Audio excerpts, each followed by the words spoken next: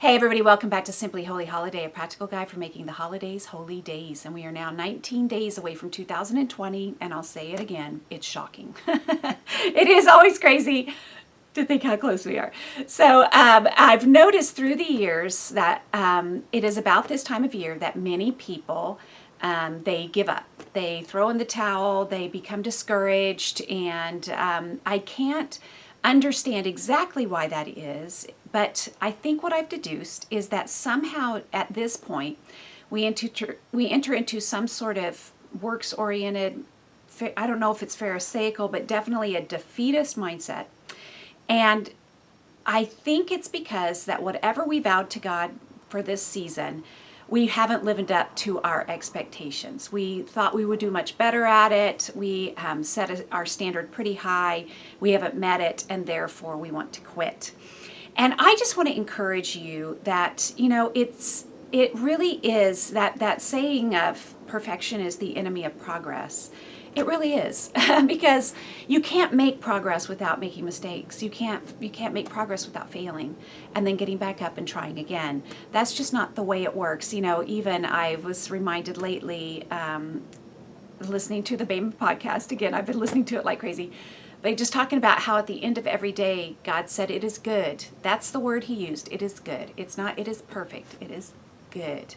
And we are trying, and that is the important thing.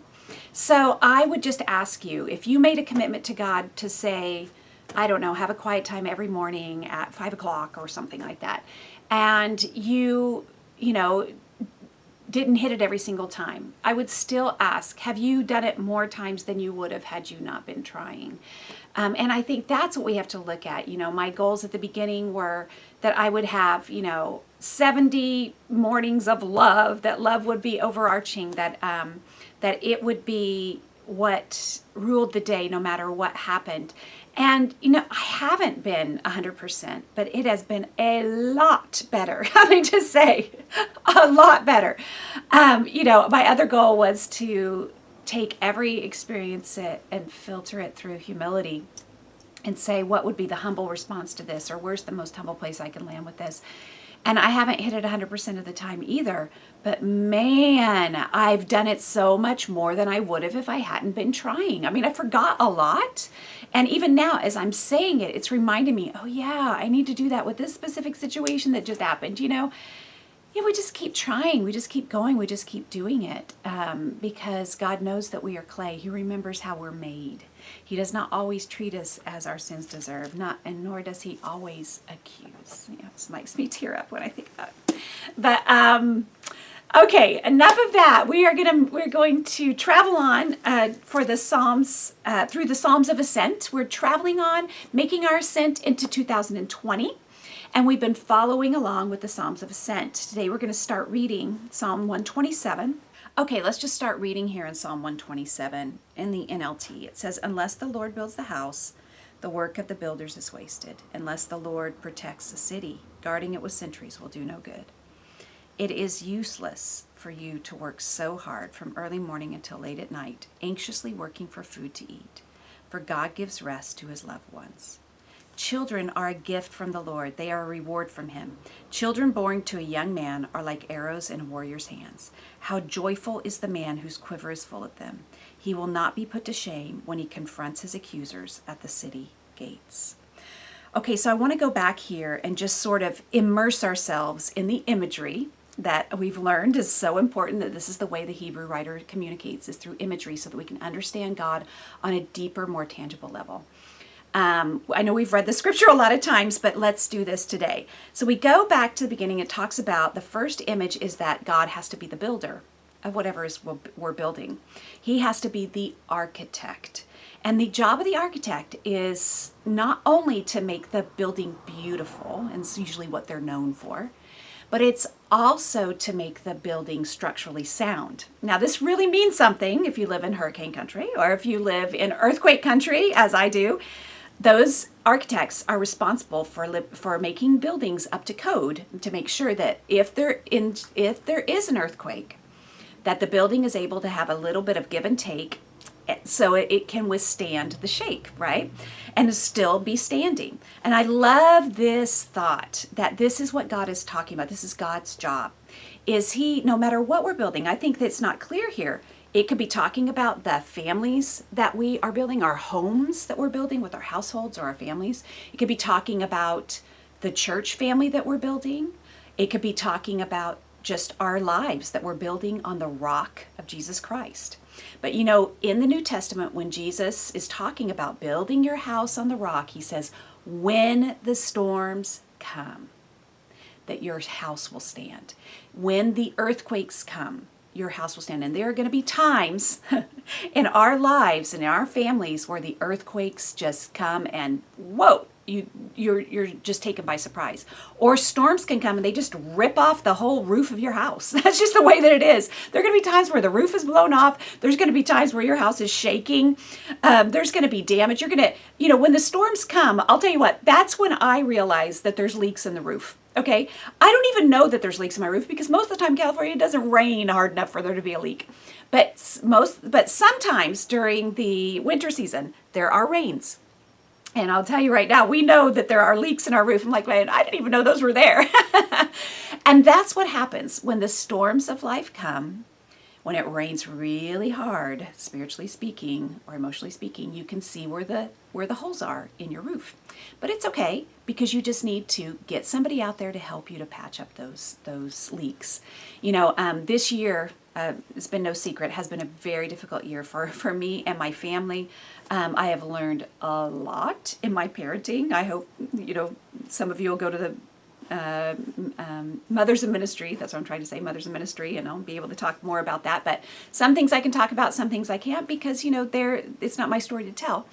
But I will say I've learned a lot, and God has really taken this opportunity, I feel like, to pull up the flooring in our house. I mean, like, I told somebody, I was like, sometimes I don't even know where to stand because what I thought I was standing on is not there anymore. So I think we are now changing not only the roof, but we are changing the flooring. But you know what has been so comforting during this time is what I've realized is, but my foundation is below the flooring. I can change the flooring in my house. I can change the way I parent. I can change the way I think. I can repent of things that aren't going well and the things that I'm doing wrong. I can repent of all those things. And God can pull up that flooring and put new flooring in. But that foundation is solid, baby. It's not going anywhere. It's Jesus Christ. So the winds can come, the earthquakes can come, the roof can be blown off my house, but I will stand on the foundation of Jesus Christ. And that is where you have to have your foundation for your life, for your church, and for your home. Okay, so that's the first image that comes to mind. The second image is that of the guardian, the sentry, the warrior on the wall of the city. And what is that person doing? Well, they are scanning the landscape for danger.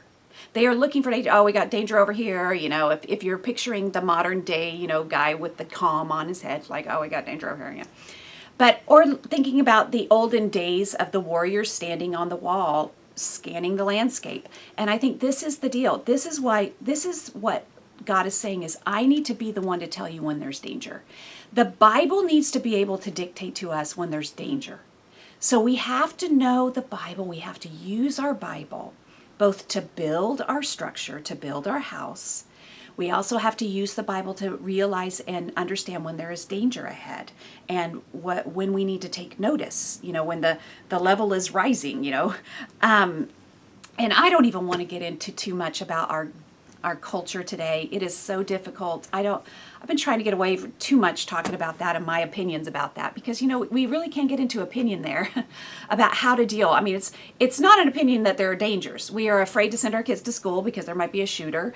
We have no idea what this crisis of sexual identity is doing to our culture. It's just, it's so difficult to navigate. We have no idea what all of these devices are doing. We are human lab rats, in this experiment of social media and the way it's depressing. It's depressing our society. It's depressing our kids. It's depressing us. It's keeping us, from being, I think, who God created us to be. But all of those things, how do you deal with those things? Those are matters of opinion. I don't know. I do know that this was written 3,000 years ago, and some of the dangers that they were facing back then are the same ones that we're facing today, which is crazy. And some are a little bit different. But whatever it is, we have to allow God to say there's danger on the horizon. And then count on him to protect us through his word by obeying his word, right? We're going to talk about that a little bit later in detail. But I would just say that when we see dangers in the horizon, our answer is this thing that it talks about how useless it is for you to work so hard from morning until late at night, anxiously working for food. See, our answer is always like, I got to work harder. I got to get up earlier, rise early, stay up late, work late, make money, take control, work harder. I got to buy a security system, and I got to make sure that it's all of this work harder, harder, harder, harder, harder. And God is going, that's not what it is, because actually I created you for rest. I created you for pleasure, for me. I created you to worship me and to be a part of my creation and to rest in me. Now that is deep. If you are listening to the Bema podcast, whoa, it is deep. I highly recommend those. So good. But all I can say is he grants sleep or rest to those that he loves. We have to accept that no matter what, no matter how hard we try, no matter all of our vigilance and all this stuff, all the worry, the anxious working for food to eat, the anxiety, it gives us ulcers, it gives us migraines, it doesn't help us at all. We have to give it to God and go, God, you are the protector of this house. I can work as hard as I can with man-made techniques to protect this house, but I got to give it ultimately to you. You are my defender. You are my protector. God must protect the house. We need to be able to trust the story. We need to be able to trust the rhythm. All this getting up really early and staying up really late, we weren't designed to do that. We really weren't. God has a rhythm of his creation, of resting and working and resting and working. And the trip of that is that God has us rest first. I think that's crazy. We don't understand it. We're so westernized and Americanized even. So it's hard for us to understand, but that thought that he has a rhythm that we can enjoy. We can sink into his rest and sink into his rhythm and trust it. Not overwork ourselves, make sure that there's plenty of time for time with God and to do the things that he wants us to do. Sometimes, I know for me, this storm, this earthquake that has hit us has really caused me to go, well, okay, I need to take way more time here and give way more attention to my family, each and every member of my family, and do it, make sure I am just really following God's lead in the way that he gently leads those who have young. I need to be gentle like him, gentle and humble in heart. That's what Jesus says. Come to me, all who are weary and burdened, I will give you rest. For I am gentle and humble in heart. So I know that gentleness and humility are a part of all this living in his rhythm. So anyway, that's all I'm going to say about this, because the crack up about this is that the very next verse is this incredible passage about what a gift children are, what a reward they are. I was thinking, well, what's the number one enemy of rest or sleep? Well, it's children. You can't get any sleep when they're infants, and it kind of doesn't ever end.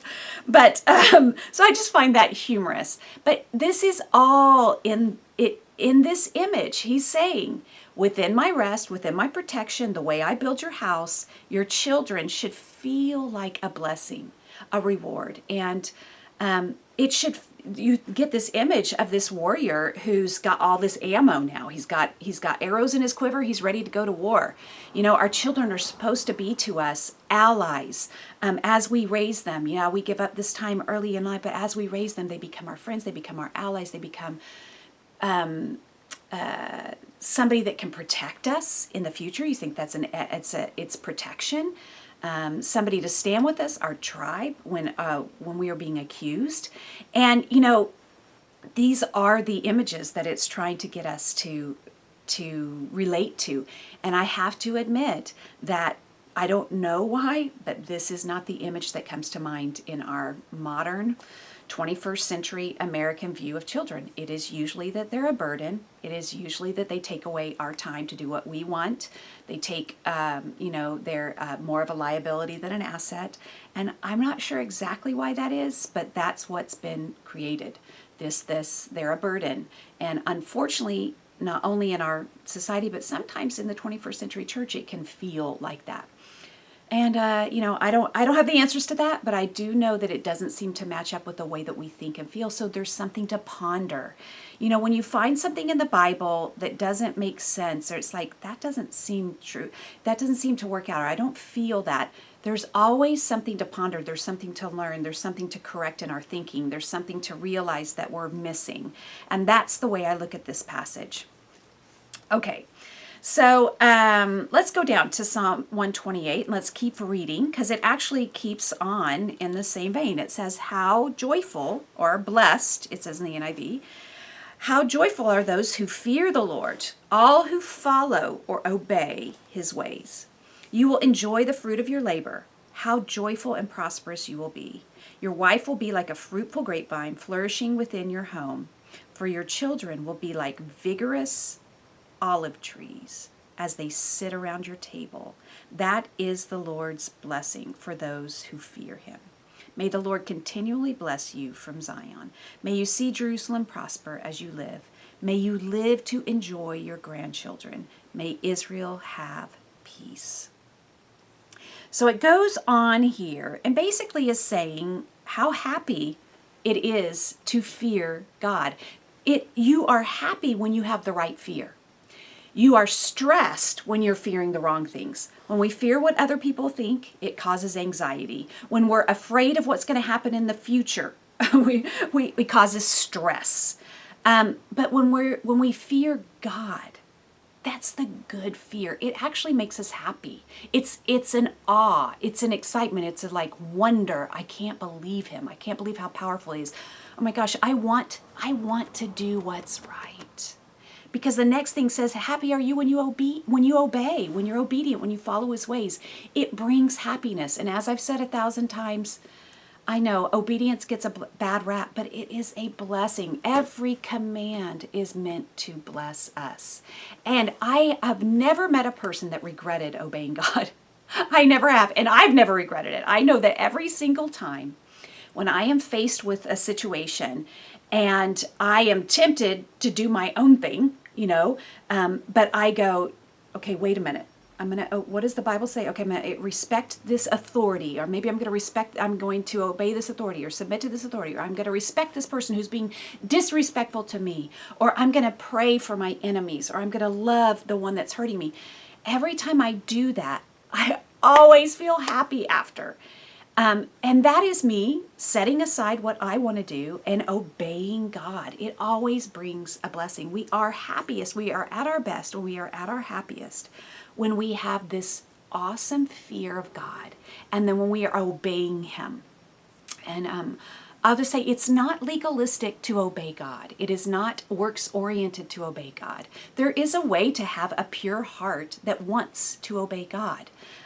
So that's just thoughts for as you're trying to change your thinking about obedience, because it can get, sometimes have a bad taste in your mouth, or repentance can sometimes have a bad thought for people, like, oh, it's hard line, you just want me to obey. No, repentance brings refreshment. You change the way you think and you actually feel better. So you get a little blessing. I mean, we should obey just because God is God.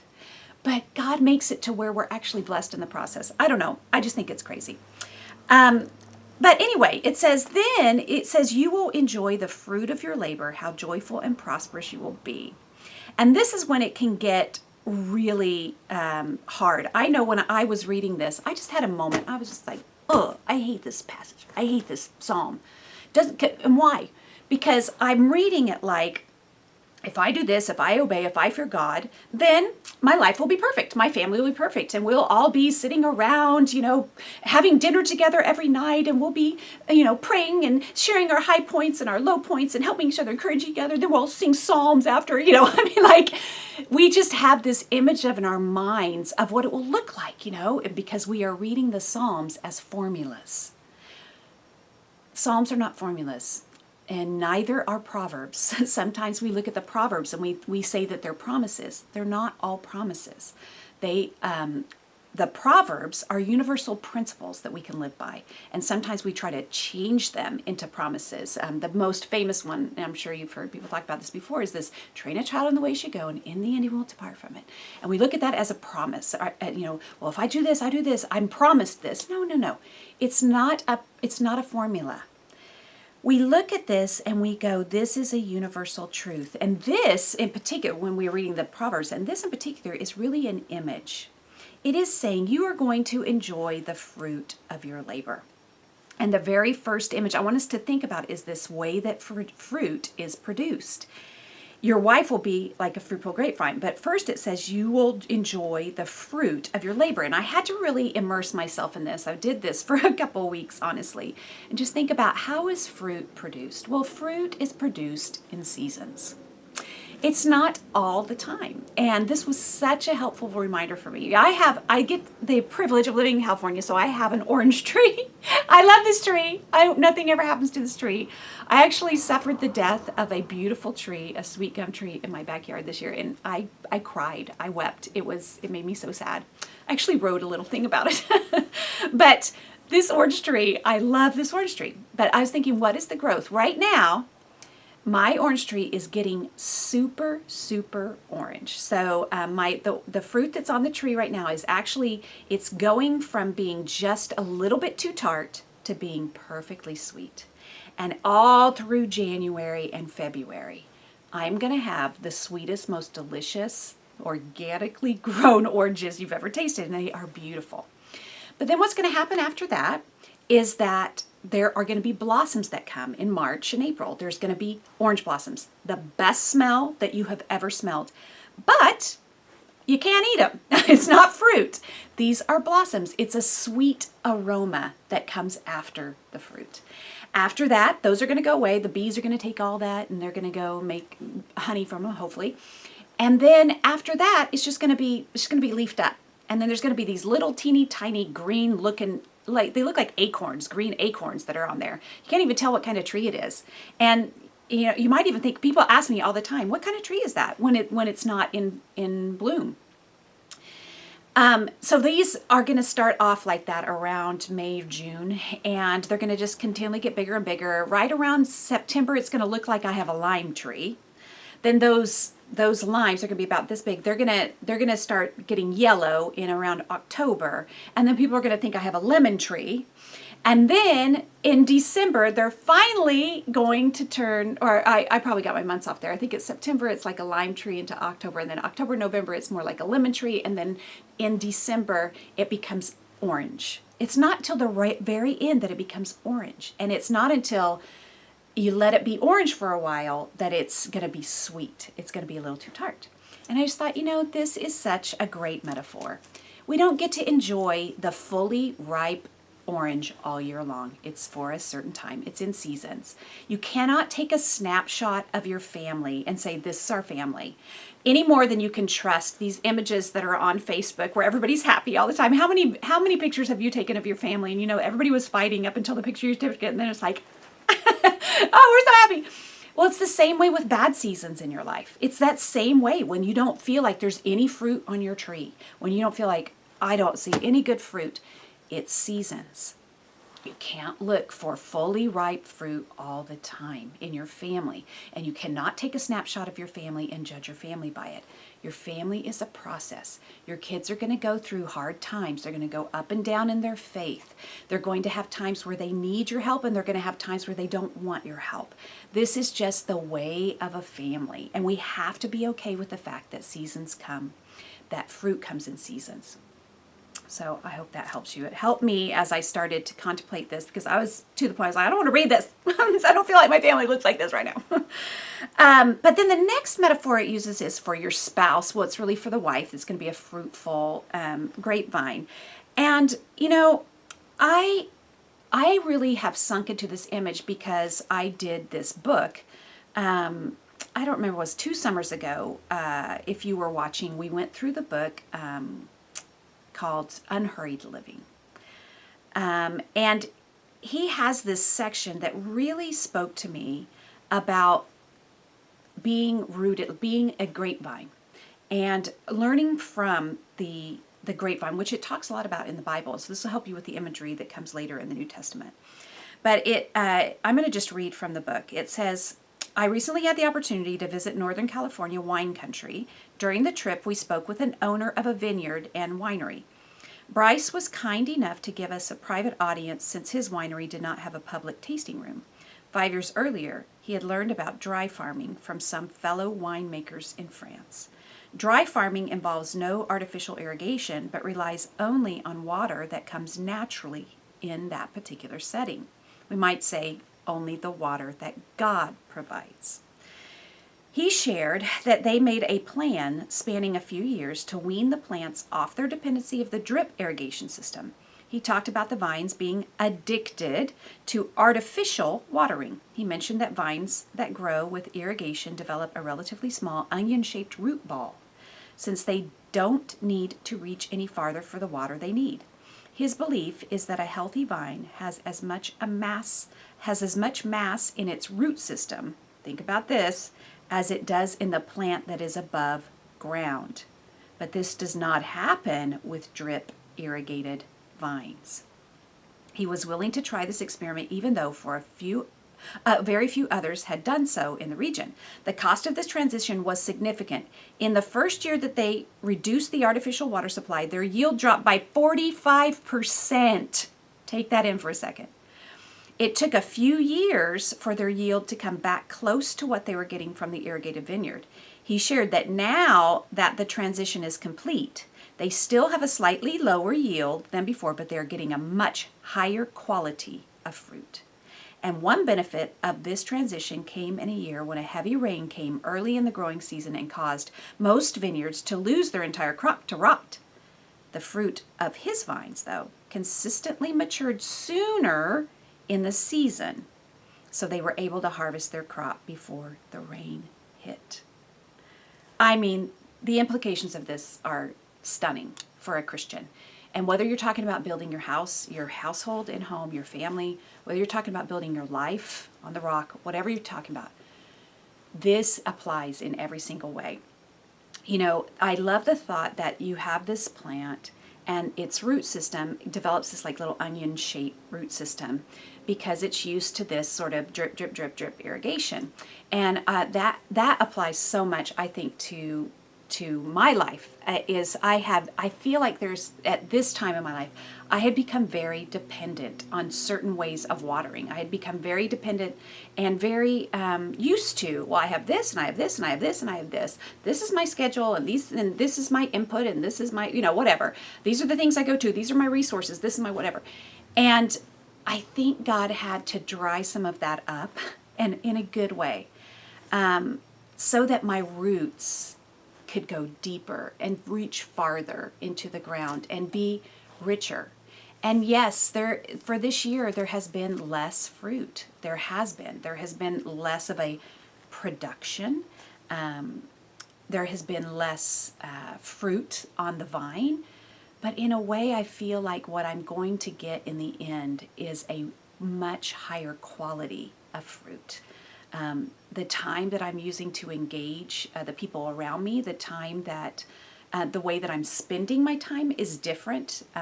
Getting way more into relationships, going deeper with a few of those, and making sure that my time with my children is much deeper in nature. So it's less of a drip irrigation. It's less a little bit along the way, but I have times of deep soaking. And then I have times of rest or more surface living, and then I have times of deep soaking. And I think this is a very good image to think of as in your family. Now, I don't know if this is specifically talking about having babies, which that usually is talking about what you're talking about with your spouse, but I feel like it applies to your whole family in every stage of life. That God is going to take times where He allows the regular way of watering, your regular systems to dry up. And that'll be so that you can send your roots deeper than they've ever gone before. And hopefully get that mass that's underneath the surface as big and beautiful, and the mass as grand as what's on top of the surface. So anyway, those are my thoughts on that. And then it says, your children will be vigorous, young olive trees as they sit around your table. That is the Lord's blessing for those who fear him. Now, I don't have time now. Actually, I don't have time to go into 129. We're going to end with this today because this is just too long. But I did a study this year on the olive tree, and I did that because it's referenced so much in the Psalms. And I don't have time to go into it. I want you to do that. That's sort of homework. You have homework today. Take the time to look up how many times the olive tree image is used in the Bible. And it's used a lot in reference to the church or the temple, the body where we worship. It's also used when it's referring to your family. And look up those scriptures, and then just go on Wikipedia or I actually went on a grower's page, a tree. What are they called? Arbors. I think that's what they're called. I can't remember what they're called, but people who are really intelligent about trees. And look up the qualities of an olive tree and apply it to this. Learn about how much water it needs, what are the seasons where the fruit grows, how does it weather the elements, what's its life cycle, anything you can get to deepen your understanding. Because remember, these images are given to us to help us to understand God on a much deeper level. I have to say that I've read Psalm 126 100 times. And I have to say that doing this and really meditating on these images just helped me so much. When you really break it apart and think, what does an architect do? What does a defender of the city do? What does it mean to be fruitful? How does a tree bear fruit? How does a grapevine grow? I mean, these things only deepen your understanding of God, and it really helps you in just your love and your appreciation of these scriptures and how they are the same yesterday, today, and forever, and how they are as simple as a fifth grade understanding, right? That it can be understood by unschooled, ordinary men, but yet the greatest scholars of all time will never be able to fathom it. Our minds will be blown away when we get to heaven, we get to see him face to face. But until then, let yourself have the time to meditate on these images and let God's miraculous nature seep in deeper into your being. So we don't have time for any more than that. I hope this helps you. Until next time.